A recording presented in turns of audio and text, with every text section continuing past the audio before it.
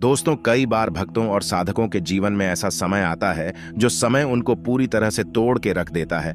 उस समय पर विश्वास भी डगमगा जाता है। कई सारे ऐसे भक्त भी होते हैं जो भगवान का नाम लेना भी छोड़ देते हैं, जो नास्तिक हो जाते हैं, क्योंकि वो उन परिस्थितियों को सह नहीं पाते और ना ही वो ये समझ पाते हैं ऐसा क्यों हो रहा है। जो लोग पूजा पाठ करते हैं, भगवान की सेवा करते हैं, उनके दिमाग में बस एक ही बात होती है कि हमें सुख ही सुख मिले, सब कुछ हमारे अनुसार होना चाहिए, जो हम चाहते हैं वैसा ही होना चाहिए, हमारी सारी मनोकामनाएं, हमारी सारी इच्छाएं पूर्ण हो। पर सवाल ये, अगर सुख आप भोगते हैं तो आपके हिस्से का दुख कौन भोगेगा।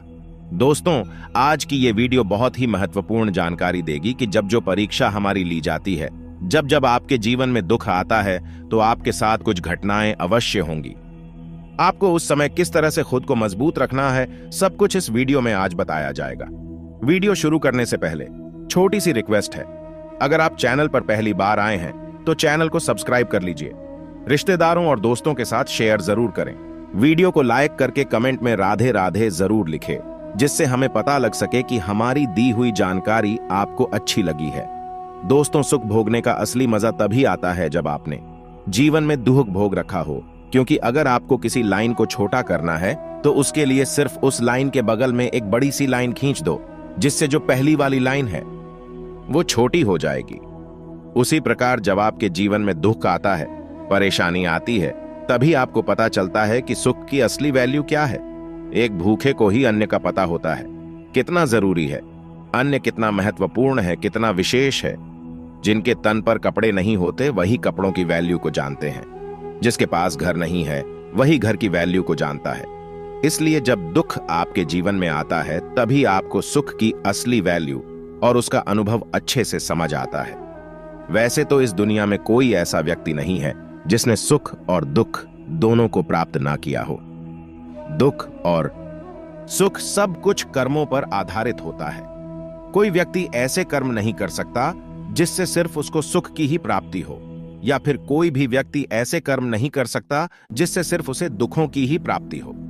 पूर्व जन्मों से ही यह कार्य चलता आ रहा है, इसलिए दुख भी भोगने होते हैं और सुख भी भोगने होते हैं। प्रकृति का भी यही नियम है। जब आप पूजा पाठ करते हैं और तब भगवान आपकी परीक्षा लेते हैं, आपके इष्ट देव आके आपकी परीक्षा लेते हैं, तब आप इन सब बातों को समझ नहीं पाते हैं कि वो आपकी परीक्षा क्यों ले रहे हैं। कई लोग जो पूजा भी सिर्फ इसलिए करते हैं कि उन्हें जीवन में कभी दिक्कत नहीं आनी चाहिए, उनको अगर छोटी सी भी कोई दिक्कत आती है तो वो सीधा भगवान को कोसने लगते हैं, भगवान को सवाल करने लगते हैं कि मैं तो आपकी इतनी पूजा करता हूं, मैं तो बहुत ज्यादा पूजा पाठ करती हूं, आपकी बहुत बड़ी भक्त हूं, फिर भी मुझे इतनी समस्याएं क्यों आ रही हैं। इसके लिए आप एक उदाहरण के तौर पर एक कहानी सुनिए। एक व्यक्ति था जो भगवान की बहुत ज्यादा पूजा करता था। एक बार उसके पैर में मोच आ जाती है और वो चलने में थोड़ा असमर्थ हो जाता है। फिर वो भगवान के मंदिर में जाता है और वहां पर उन्हें ताने देना शुरू कर देता है कि भगवान, मैं तो आपकी इतनी पूजा करता था, दिन रात आपका ही नाम लेता हूं, और फिर भी आपने मेरा एक्सीडेंट करवा दिया। तब उसी रात भगवान उसके सपने में आते हैं और उसे उस एक्सीडेंट का पूरा मंजर दिखाते हैं और समझाते हुए कहते हैं कि वो कोई मामूली एक्सीडेंट नहीं था, वो एक बहुत भयंकर एक्सीडेंट होने वाला था, जिसमें तेरी मृत्यु बिल्कुल निश्चित थी। तो कहीं ना कहीं तेरे कर्म, तेरा पूजा पाठ, मेरा नाम, ये सब लेने के कारण वो इतना भयंकर एक्सीडेंट एक छोटी सी खरोंच में बदल गया। तुझे सिर्फ थोड़ी सी मौत आई है। इसके बाद वो व्यक्ति समझ जाता है कि भगवान के कारण वो कितनी बड़ी समस्या से बाहर निकल पाया। इसलिए दोस्तों, भगवान जब भी आपकी परीक्षा लेते हैं, तब वो असल में आपको इस लायक बनाते हैं कि आप अपने जीवन में सफल हो पाए, कि आप उन परीक्षाओं में सफल हो पाए। भगवान दुख को कभी कम नहीं करते, ना ही आपके जीवन से दुखों को हटाते हैं। दुख तो आपको अपने जीवन में भोगना ही पड़ेगा, वो तो आपके जीवन में आएगा ही, लेकिन उनको भोगने की क्षमता, उन दुखों से लड़ने की शक्ति आपको भगवान जरूर प्रदान करते हैं। और जब आपके अंदर दुखों को भोगने का सामर्थ्य आ जाता है तो आपको दुख नहीं लगेगा। फिर से आप एक उदाहरण समझिए। एक व्यक्ति मिर्ची खा रहा था और जैसे ही उसको मिर्च का एहसास होने लगता है तो उसने तुरंत एक गुड़ की डली को खा लिया और उसको आराम लग गया। फिर उस व्यक्ति से दूसरा व्यक्ति पूछता है कि क्या मिर्च का तीखापन खत्म हो गया? तब वो पहला व्यक्ति जवाब देता है, नहीं, बिल्कुल नहीं, मिर्च का तीखापन तो उतना ही है, लेकिन गुड़ ने मिर्च के तीखेपन को झेलने की शक्ति दे दी, जिससे मुझे बिल्कुल नहीं लगा कि मैंने मिर्च खाई है। भगवान आपके जीवन में जो भी रोल प्ले करते हैं, आपके जीवन में उनका जो कार्य होता है वो यही होता है कि वो आपको इतनी क्षमता प्रदान कर दे, इतनी शक्ति दे दे कि वो दुख आपको दुख ही ना लगे।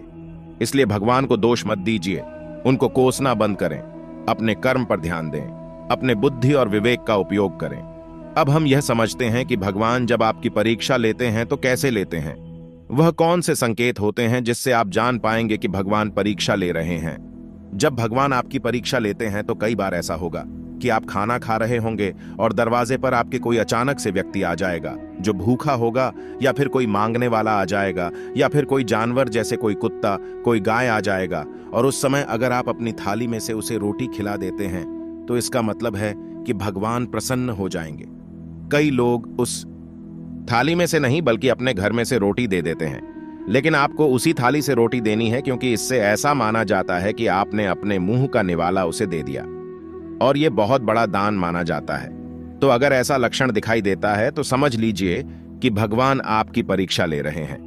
कई बार भगवान आपकी परीक्षाएं ऐसे लेते हैं कि जैसे आप कहीं जा रहे हैं और रास्ते में कोई व्यक्ति आपको मिलता है जो ठंड से कांप रहा है, तो आपके मन में यह भाव आ जाता है, आप उसके लिए कंबल, जैकेट या फिर अपना ही कोई कपड़ा दे देते हैं। यह भी बहुत बड़ा दान माना जाता है। किसी भूखे को खाना खिलाना या फिर किसी जरूरतमंद को वस्त्रों का दान कर देना तो कभी भी भगवान की बनाई हुई वस्तुएं जैसे जीव जंतु या फिर असहाय लोग जो खाने में असहाय है, पीने में असहाय है, जिनके पास कपड़े नहीं है, जो जरूरतमंद है, उनकी मदद करना बहुत बड़ी सेवा होती है। और अगर आप ऐसा करते हैं तो कोई भी भगवान की कृपा आपसे अछूती नहीं रहेंगी। हर भगवान आप पर कृपा करेंगे। बस आपको कभी भी भगवान पर विश्वास नहीं छोड़ना है, क्योंकि वो सदैव आपके साथ रहते हैं, वो आप पर कृपा बनाए रखते हैं। आपने सुदामा जी का दृष्टांत भी जरूर सुना होगा। वो भगवान श्री कृष्ण जी के परम भक्त रहे और उनके सखा भी रहे। उनकी तो इतनी गरीबी थी कि उनके खुद के घर में 2 वक्त के लिए खाने के लिए भी नहीं था, और जब वह श्री कृष्ण जी के दरबार में जाते हैं तब लोग उन पर हंसते हैं कि द्वारकाधीश जी के सखा ये कैसे हो सकते हैं। और आप ये हमेशा देख भी सकते हैं कि सुदामा जी ने कभी भी भगवान का नाम लेना नहीं छोड़ा।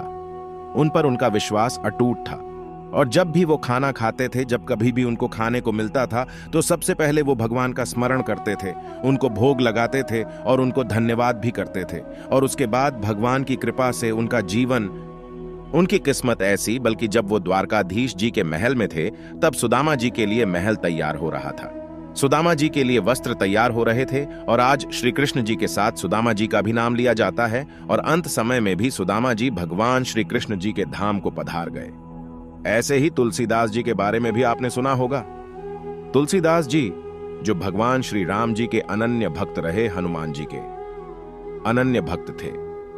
जब उनको शारीरिक पीड़ा हुई, उनके शरीर पर घाव होने लगे, उनको बीमारी ने जब जकड़ लिया, तब उन्होंने हनुमान जी से विनती की थी।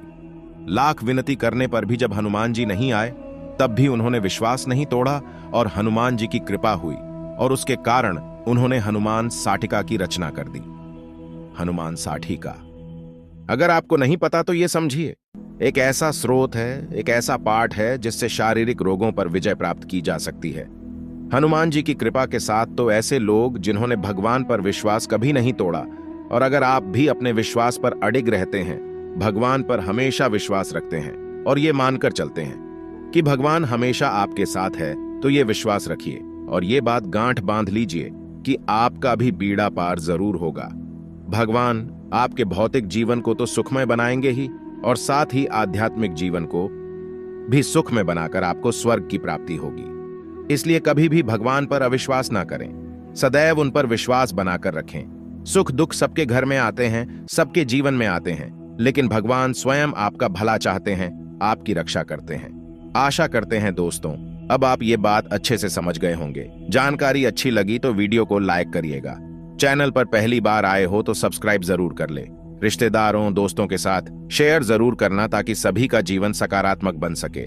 हम आपसे मिलेंगे अगली ही ऐसी जानकारी वाली वीडियो के साथ। तब तक के लिए राधे राधे राधे।